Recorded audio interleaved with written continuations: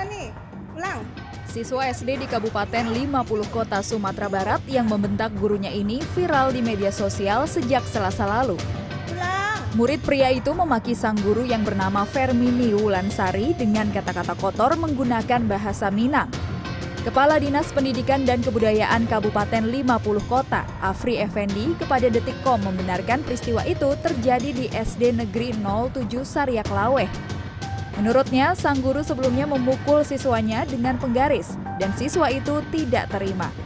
Atas aksi memviralkan video tersebut, sang guru akhirnya meminta maaf. Minta maaf atas kesalahan saya membuat video tersebut kepada pihak-pihak yang telah dirugikan akibat video tersebut. Perlu saya klarifikasi bahwa kejadian yang sebenarnya hanya kesalahpahaman yang tidak semestinya terjadi. Ulang. Tangan nih lah, tangan nih. Ulang. Video permintaan maaf ini pun berkaitan dengan etika sang guru. Assalamualaikum warahmatullahi wabarakatuh. Perkenalkan, saya Dinda Giana Gustinawati selaku moderator kelompok 3. Nah, pada kesempatan kali ini, kelompok kami akan membahas tentang studi kasus seorang siswa membentak guru hingga berkata kotor.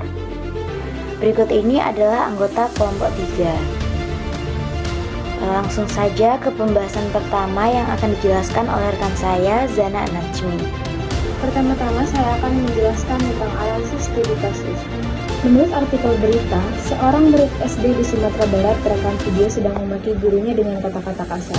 Peristiwa ini kemudian menjadi viral di media sosial. Dalam video tersebut terlihat murid tersebut juga menendang pintu kelas. Sang guru merekam kejadian tersebut dan kemudian meminta maaf kepada muridnya atas kejadian tersebut.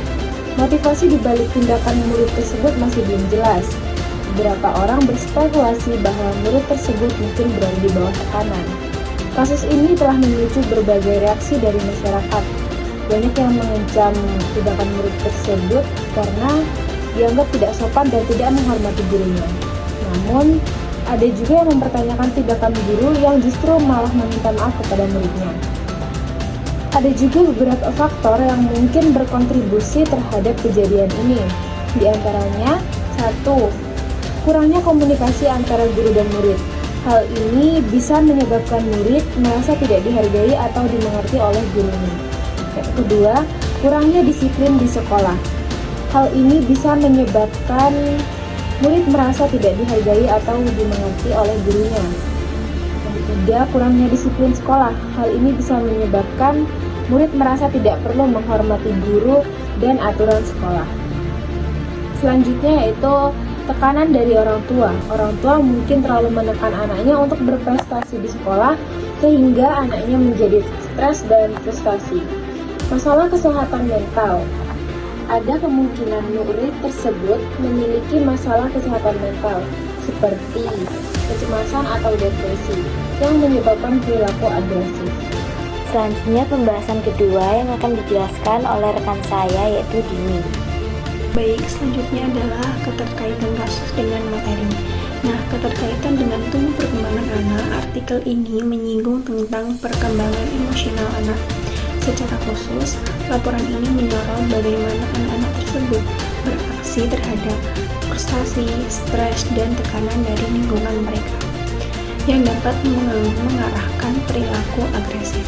Dari perspektif pertumbuhan emosi, anak-anak biasanya mengalami berbagai emosi selama tahun-tahun awal mereka. Ketika mereka berkembang, mereka akan mengatur emosi ini dan mengembangkan pengalaman emosionalnya yang lebih kompleks. Namun, ketika anak sedang stres atau merasa kewalahan, emosinya bisa menjadi intens dan sulit dikendalikan seperti pada kasus yang telah dijabarkan tadi. Jadi, dalam hal ini perilaku siswa mungkin disebabkan oleh faktor-faktor yang sudah dijelaskan sebelumnya. Faktor-faktor penyebab tersebut dapat membuat orang tua, guru, dan pengasuh mendukung anak-anaknya dalam mengembangkan keterampilan mengatur emosi yang sehat, yang sangat penting untuk perkembangan sosial dan emosional mereka sendiri. Pembahasan selanjutnya akan dijelaskan oleh saya sendiri. Nah, langsung saja, seperti yang dikatakan Lawrence, emosi merupakan kondisi kejiwaan manusia. Jika emosi seorang anak tidak stabil, maka perlu ditanyakan kondisi kejiwaannya. Pada studi kasus yang dibahas, anak tersebut bersikap tidak sopan kepada gurunya. Bahkan, dia sampai menendang pintu yang mana dapat merusak fasilitas yang ada. Perlu diketahui penyebab kenapa dia bertindak seperti itu, sehingga kita dapat mengatasi tindakan buruknya. Banyak pula faktor yang dapat mempengaruhi tindakan anak tersebut. Seperti yang sudah disinggung pada rekan saya, bisa jadi faktor pergaulan serta lingkungan yang membuat dia suka berbicara kasar dan tidak sopan terhadap guru. Begitu pula menurut Syamsu Yusuf yang mana terdapat perbedaan antara emosi anak dengan emosi orang dewasa. Seperti yang ada pada kasus tersebut, seorang guru yang bisa dibilang menjadi korban tindakan tidak sopan anak muridnya malah meminta maaf terlebih dahulu. Emosi anak yang tidak stabil akan membuat keputusan secara tergesa-gesa dan tidak bisa mengendalikan emosinya. Dan guru yang bisa berpikir lebih banyak dan lebih matang dapat mengendalikan emosinya. Tetapi jika kurang tegas terhadap muridnya yang tidak sopan, guru tersebut akan membuat anak muridnya menjadi lebih membangkang dan akan bersikap lebih semena-mena. Nah, pembahasan selanjutnya akan dijelaskan oleh rekan saya, Rahman Rahmadana. Baik, untuk yang selanjutnya mengenai solusi terkait studi kasus yang kelompok kami bahas. Peristiwa di atas memang sangat disayangkan karena perkembangan emosi anak tidak sesuai dengan usianya. Tapi sebelum kita sebagai tenaga pendidik mengambil tindakan, sangat penting terlebih dahulu bagaimana kita memahami perilaku di balik siswa tersebut. Nah, kami mempunyai 3 solusi terkait perkembangan emosi anak yang tidak stabil pada usianya. Yang pertama, guru dan orang tua harus berbicara dengan siswa untuk mencari tahu alasan dibalik penggunaan kata-kata kotor. Sangat penting untuk memperhatikan dengan seksama dan menahan diri untuk tidak menghakimi saat mendengarkan. Dalam hal ini, kita sebagai tenaga pendidik dan orang tua perlu memahami bagaimana siswa tersebut, perilakunya, dan sebagainya.